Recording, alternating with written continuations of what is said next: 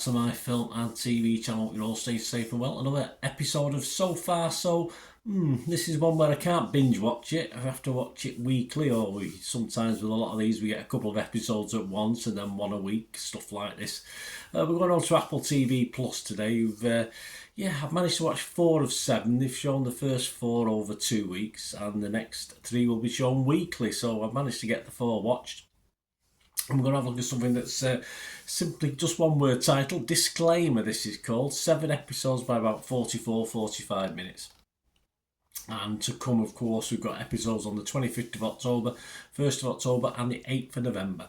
So we've watched 4 up to now. This review is being done on the 21st of October, so all comments and scores, etc. are correct at that date. It's a psychological thriller miniseries written and directed by Alfonso Cuarón, based on the 2015 novel of the same name by Rennie Knight. Yes, this one, I'll tell you which stars. Well, I'll tell you what, I'll tell you which stars. Kate Blanchett, there you go. Kevin Kline, Sacha Baron Cohen, Cody Smith-McPhee, Leela George, Lewis Partridge, and Leslie Manville. Yes, it's always nice to see Leslie Manville in these things. So, a good little cast for this series. So what's it about? Well, I'll tell you that in a moment. Please, if you are new to the channel, you do enjoy what I try and do, please push that subscribe button, push the bell notifications. Everything film and TV reviews like this, information, vlogs, lots of different stuff. And if you do like what I try and do, if you have a look through my channel, you'll see stuff on my football team, Manchester City, as well. So if that's any interest, or someone who might be interested, give them a kick in my direction. I'll always be very, very grateful. And there are different ways to support the channel if you like what I do and can help me out. But we'll talk about that before we go. So let's get back to this series. What's it about? Well, Blanchett plays Catherine Ravenscroft, a successful and respected television documentary journalist whose work has been built on revealing the concealed transgressions of long respected institutions. Yes, always be careful what you do, because it might come back and bite you, mightn't it? When an intriguing novel written by a widower, played by Kevin Kline, appears on her bedside table, she is horrified to realise she is the key character in a story that she had hoped was long buried in the past, that reveals a darkest secret that she thought was hers alone. Well, we all know, by episode 4, we all know what a darkest secret is. My thoughts on this, yes, an intriguing opening to this, an intriguing first episode as we get flashbacks, but of course far too early to understand what's particularly going on. We know something's gone on, but by episode 2 the drama ramps up, and Blanchett is the best I've seen in for a while. Actually, I'm quite impressed. She's done a lot of stuff, of course, but this is I like this. I like her in this role, I must admit. And then you got Kevin Kline as his usual style. Kevin Kline sometimes just plays Kevin Kline, and that's probably good enough. Leslie Manville, as I said, adds the common touch, and we got the lovely Leela George sort of adding the sex, yes, literally at times in this. But some people didn't like that element of it. It was okay. I'm a red-blooded male. It was. People said it was too much of it. I think it was okay.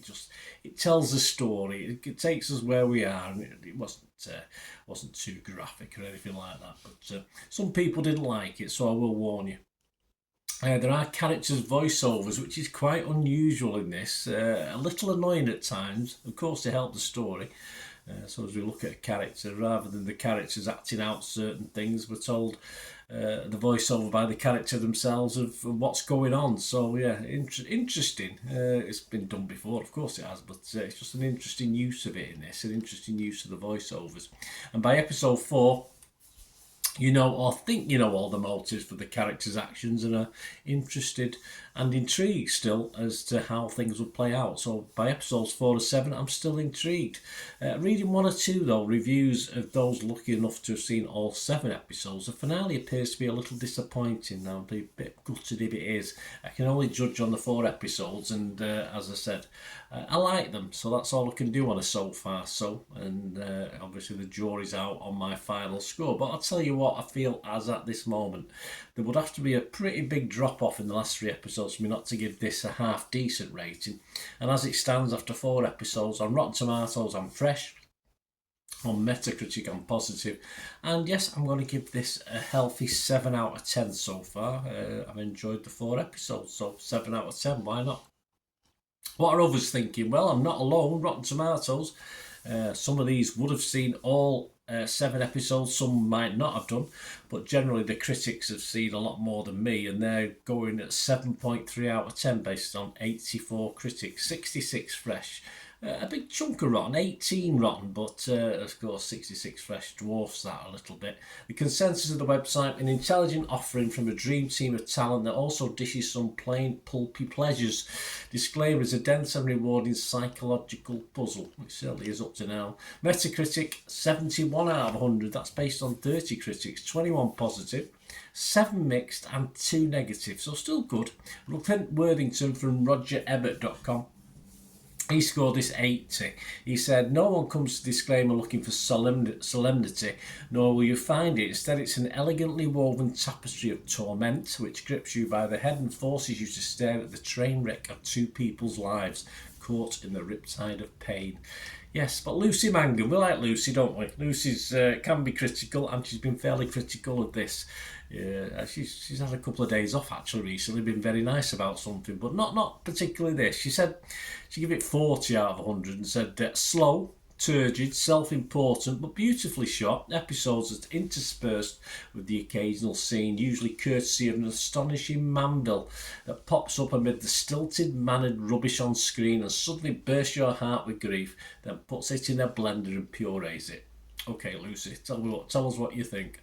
About the audience, what about Joe Public? Well, they're fairly positive. Rotten Tomatoes audience, 63% positivity. Metacritic uses 6.7 out of 10.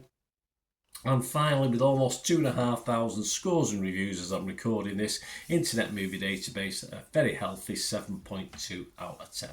Most of those people, probably like me, have only watched 1, 2, 3 or 4 episodes, so that could drop, but hopefully, fingers crossed, it's not going to drop too much. But please, if you're watching this and you're enjoying it, please let me know your thoughts, and I will leave you, to help and find me some support if you can, guys, over the over various ways of doing it, and it doesn't cost you a penny sometimes, but if you can help me out, stay tuned.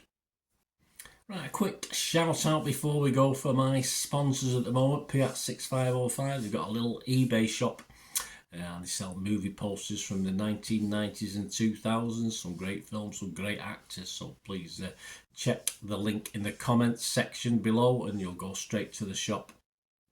I dispatch everything between 24 and 48 hours, so if you see anything there, you want to order it, you can also mention my name. I mean, they are sponsoring me, so I do my little deal as well, so you can get 10% off if you buy anything. Just mention me, so say Bernard sent you, and they'll give you a 10% reduction on your order price. My thanks to Piat 6505. If you're interested in sponsoring the channel yourselves, guys, supporting the channel by sponsorship, just let me know.